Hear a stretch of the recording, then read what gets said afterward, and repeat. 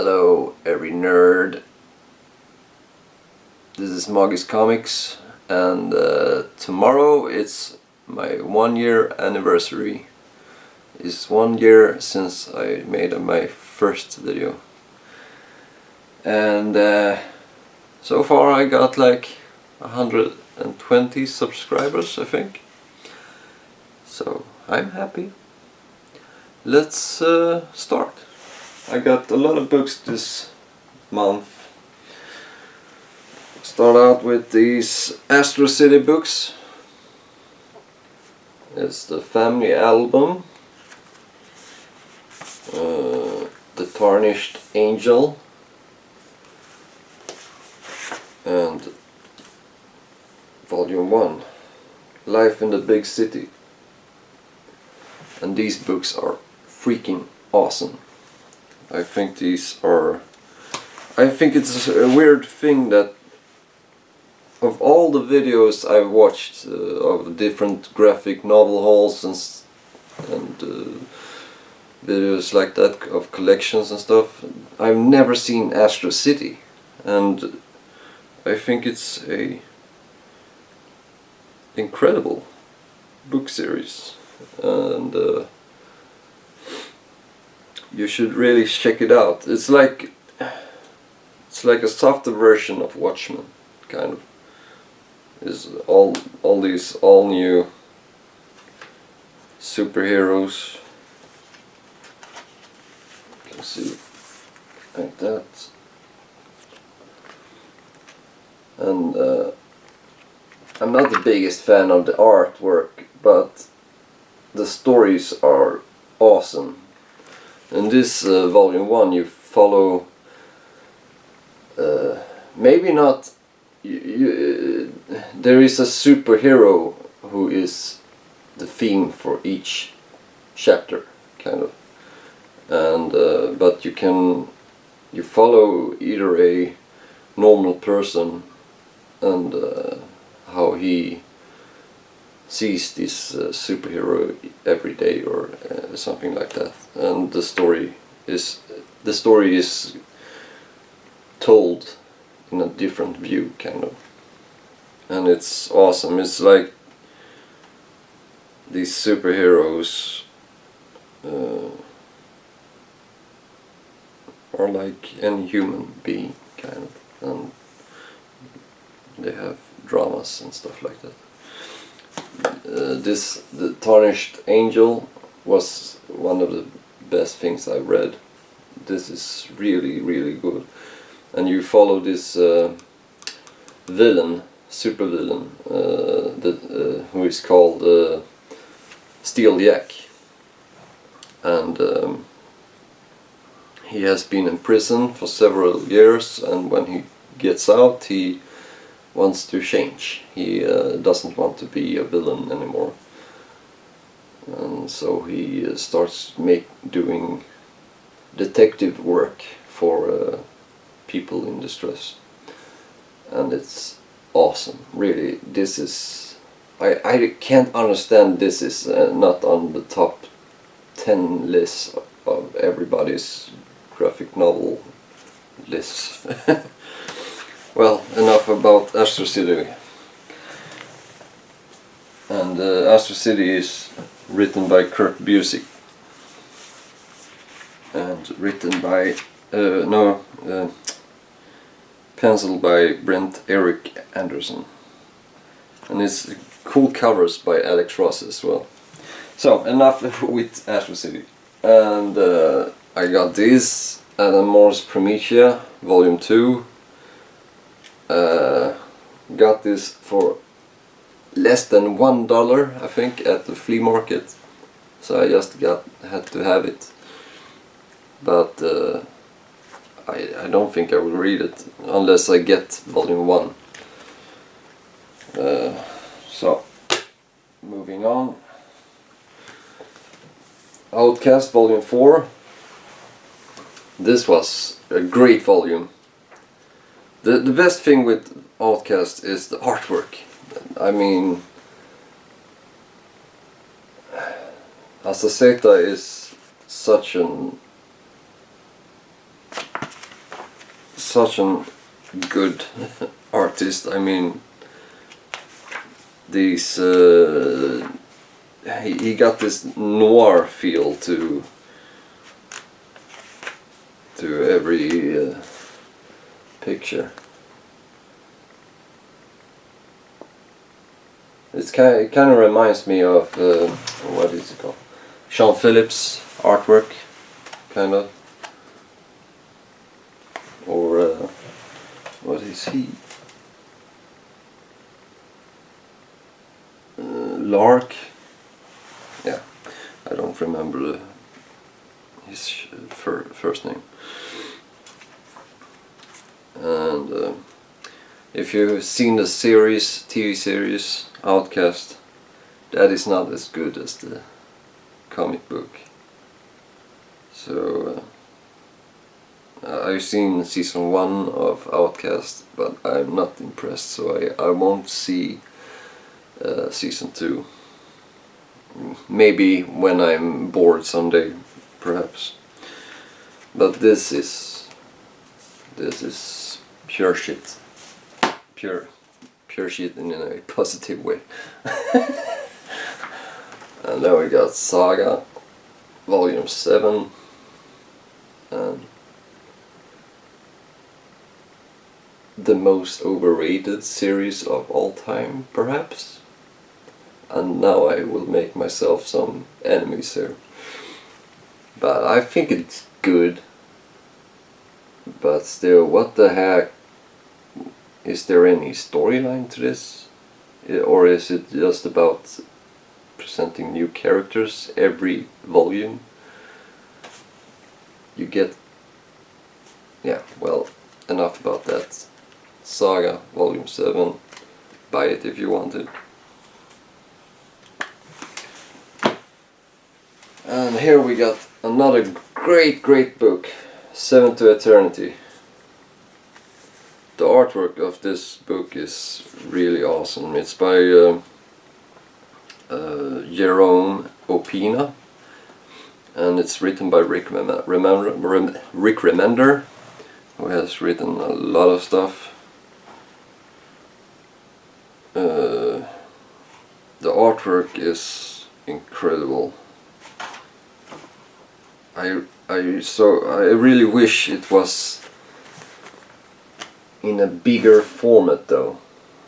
I would love for this to be in a oversized format.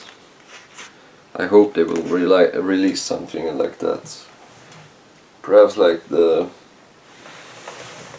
let's see. Yeah, kind of like the Walking Dead or Invincible format. Or 5 Ghosts.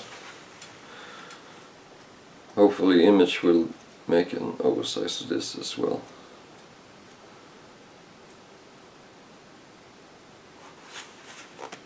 Cool gang. And sure, it's a crazy world you get to see in this book, where stuff is just weird. But when you start reading it, the world just becomes normal after a while, and that's probably the reason why Rick Remender is such a great artist, great writer. And then we got Batmanga. This is volume 3. I haven't started read it yet, but they are cool. These books are really awesome. Artwork from the 60s, and it's cool to see Batman in this kind of Japanese way. And the coolest thing is the villains in these books are really awesome. I'm a man of few words. I only use awesome and good and great. And this is great. All you need is kill. And some of you might have seen the movie Edge of Tomorrow. And this is a graphic novel based on the book which the movie is based upon. And this is kind of the same deal, but there is a lot of things different. Still you got the same feel as in the movie. So that's what I really like about it. And yeah, I read this in like an hour and it's thick, look. But I couldn't stop reading it. I just, it was really good. And here is another. Oh my god, this month has been a lot of great books. And this is one of the top best. And this is Space Riders. Just look at this cover, man. Fucking brilliant. Such a nice. And this yellow, it's kind of like black light art. Really cool. And this is by let's see if I find some. Alexis Sirit and Fabian Wrangle Jr. And it's written by Fabian Wrangle Jr. And the art is by Alexis Sirit. You can also follow Alexis Sirit at Instagram. And there is a lot of artwork there, if you like this one. Yes, this is psychedelic. This is a psychedelic space adventure, but it's not that crazy as you would think. It actually has a great storyline. It's like it could have been a movie by Robert Rodriguez or Tarantino, maybe. It's just cool action, and there is a lot of tributes, small tributes to Shogun Warriors and stuff like that, 80s stuff. I think it was a really enjoyable read, and the colors are just beautiful. Look at this.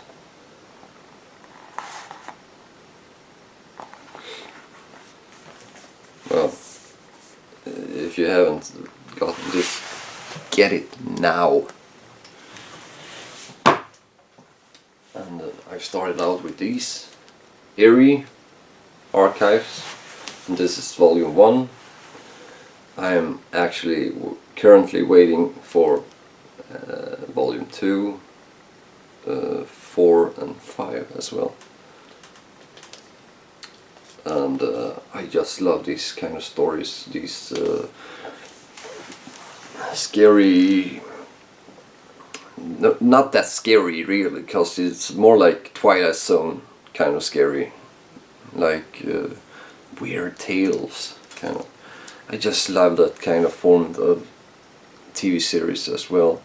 Like we have the original with Twilight Zone, and then we got Outer Limits, and newer TV series like Black Mirror or Dimension 404, I think it's called. Well, these small stories with weird tales, and the artwork in this book is really, I mean, it's like the 60s feel. It is from the 60s, so obviously it has the feel of it. But it's just beautiful black and white pictures. And,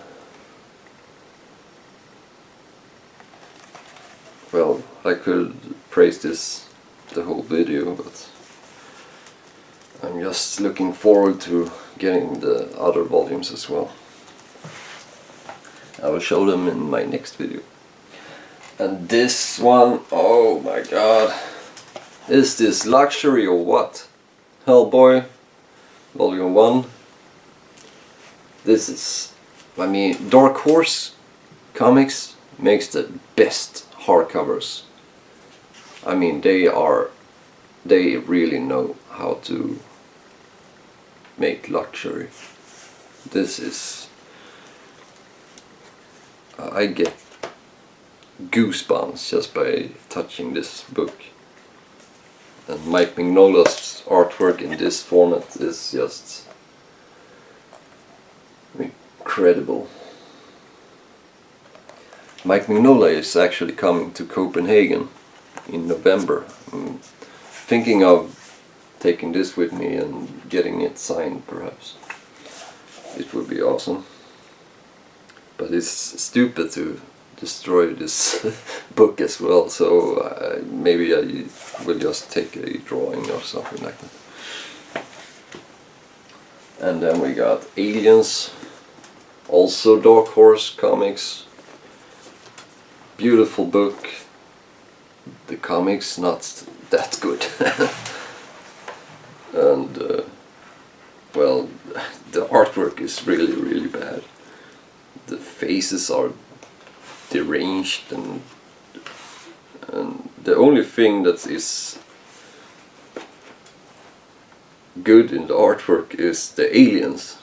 The aliens look really awesome, but the people, the humans, look really bad. And now I cannot feel, there was it maybe. You can see the alien there.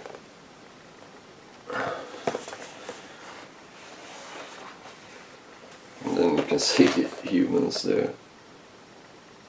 Not that nice. But it's a really nice book. Yes. And then a friend gave me these two books. This is Forgotten Realms, The Legend of Drizzt, Book 2, Exile.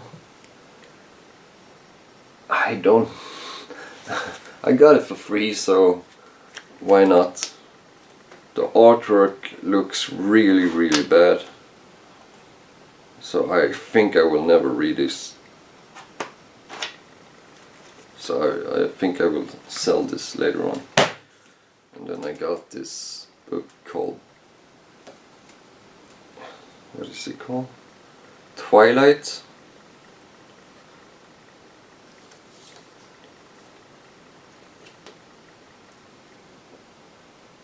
This artwork looks kind of good. But this is also a later volume. This is volume 3. So I have to find the other volumes if I want to start reading this. I have no clue what this is about. Perhaps some of you know. You can explain for me if this is worth reading or not. But the artwork looks really nice.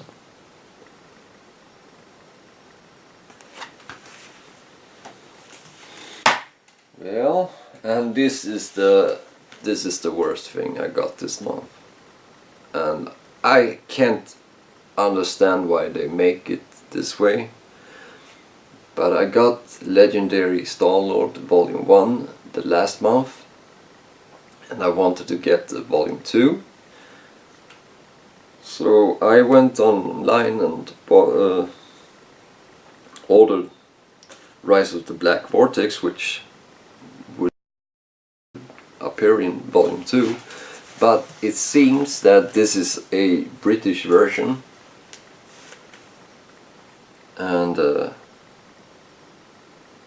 it contains Legendary Star-Lord 7 to 12, and Volume 1 contained Legendary Star-Lords 1 to 6. no, 1 to 5. So number 6 has disappeared. And it seems that this story actually has been jumping to other comic titles, but they have not included those titles in here, so there are major gaps between the issues. And that is why would you release a book where there are gaps between the stories? It's just, I mean, this is incredible silly. When I read this, I was like, what the did I miss some pages or what? It just, and the conclusion of this story is just, what happened? It just concluded without any reason. It was really weird. So, and I bought it. This is kind of expensive as well. I mean, that's the biggest thing I hate about Marvel and DC. You get lost if you're not reading everything. I mean, you have to have a lot of knowledge about Marvel and DC to actually be able to read anything. If you want to collect Marvel and DC, you have to be a doctor in comic books of Marvel and DC. No?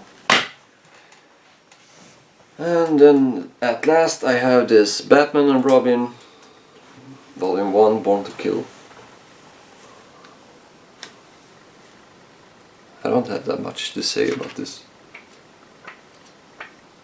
The artwork was okay. The story was okay. Well, that's it. Thank you for watching me, and happy 1 year's anniversary, my fellow nerds.